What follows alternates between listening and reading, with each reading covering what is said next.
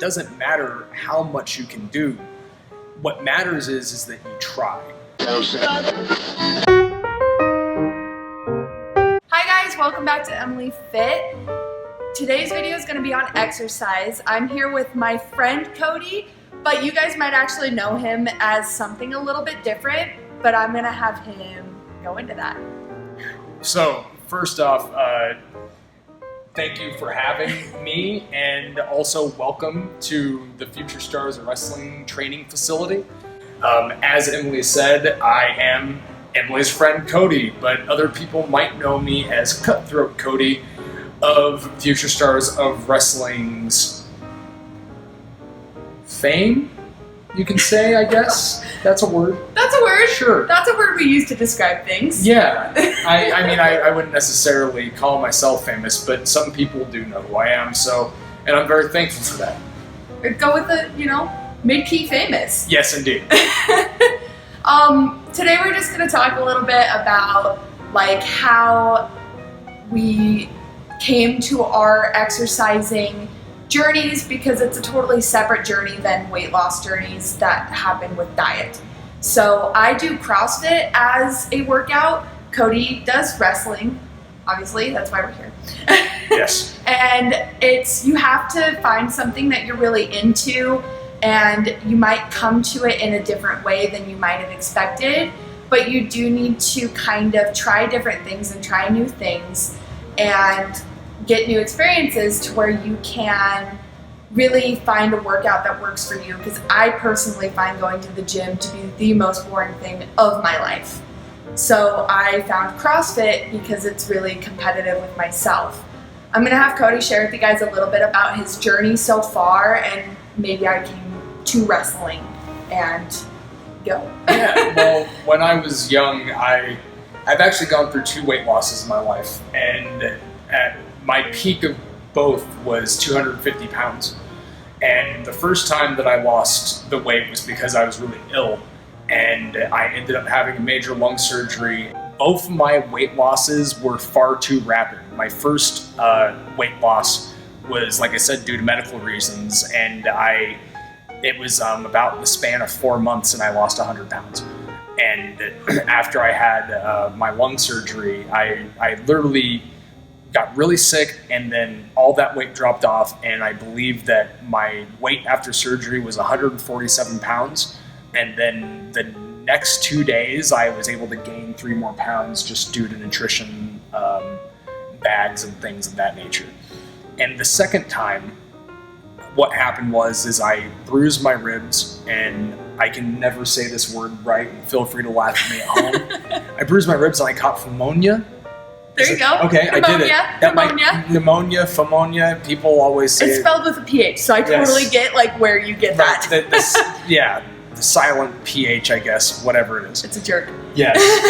So I spent some time in the hospital, and then I couldn't do much, and then I ended up ballooning back up because all I was doing is I was just eating garbage, and I wasn't taking care of myself, and I was depressed because I couldn't wrestle for a little bit, and it was a really hard time. And I went to the doctors, and the doctor told me that I needed to lose weight, and coming from him, I viewed that as terribly offensive. So I figured, what better way than to juice fast? And it worked. Here's what came along with that, though, is that I lost so much weight at a rapid pace, and it worked, but now I have an excess of sagging skin. And professional wrestling is a image-driven business, and I made that choice, and I can look back right now and I can tell you that I regret that choice. One day I just woke up and I looked at myself in the mirror, and I had actually gained more weight again.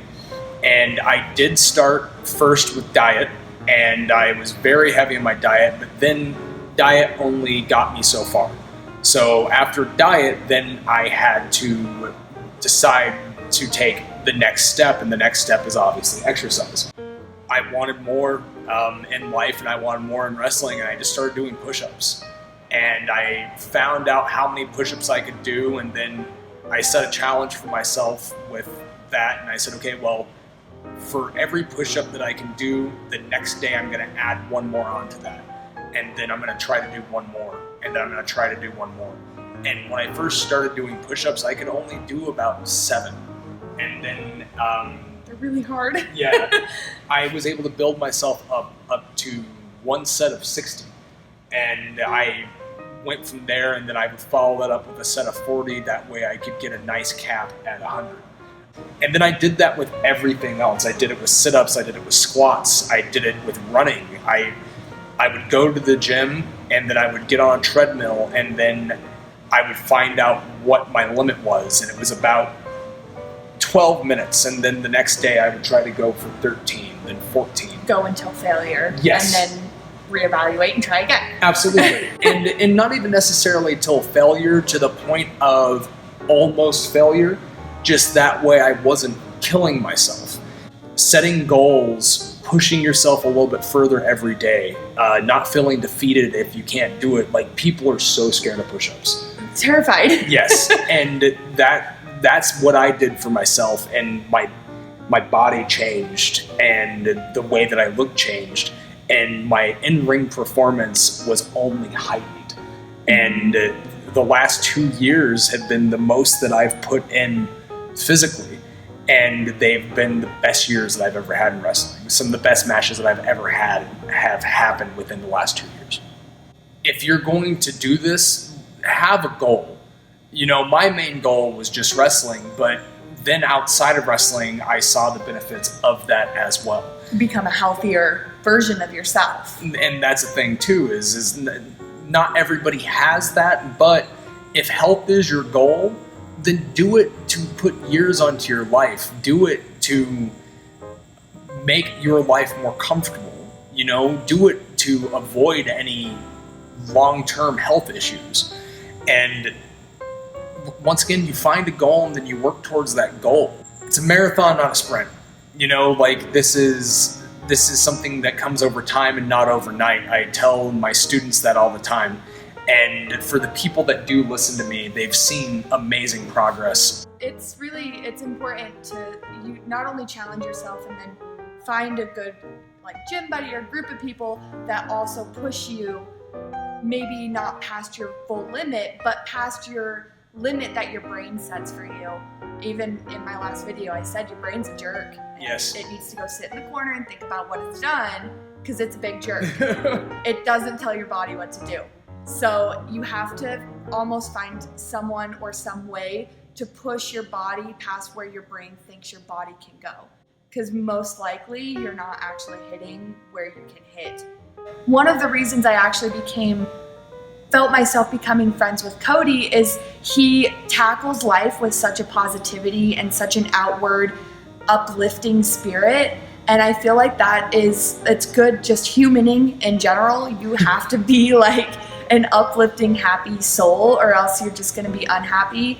But I feel like when you're tackling weight loss, when you're tackling becoming more fit and exercise, you have to go towards it with an uplifted, happy spirit, or else you really, really won't accomplish it, because you're going to feel like, oh, I don't want to do it, and all down in the dumps. You need to go for it and be really happy and excited to do it for yourself. And like I said in my first or second video, celebrate each pound like it's this amazing thing, or each push-up like it's this amazing thing, and your brain will know that it's this cool, amazing thing that you're doing because you came at it with a positive outlook and a positive attitude. Just so people that are watching this from my end of the spectrum go, where was your starting point and where are you now? So my starting point was at 270-ish pounds. I don't actually know. That was the last time I went to the doctor and stepped on a scale, right, to actually have a number behind it. And it was months after that I started. Okay. So I was at about 270 pounds. And now I'm below, today I was 199.8. So I've lost over 70 pounds. But I did get down to 194 at a certain point, and then I started working out and gained a lot of muscle. Right. So I had to start using waistline and stuff to kind of judge where I was at that way. But it's been about 2 years. I didn't do it rapidly, like so fast that it was could be deemed unhealthy. I lost 70 pounds, worked on getting my life to be this healthier lifestyle. And now I'm in it and I really enjoy it and I love it, and I get to connect with people like Cody, who's also in it and loves, exercise and eating healthy. And it has opened my eyes to like this whole realm of possibilities. You did diet first, but then you followed exercise. Mm-hmm. So how long was diet before exercise? Do you remember? Yeah, it was actually about 1.5 years of dieting before I actually added in actively exercising. I did have a gym membership at that time, and I was going once every 3 weeks. Right.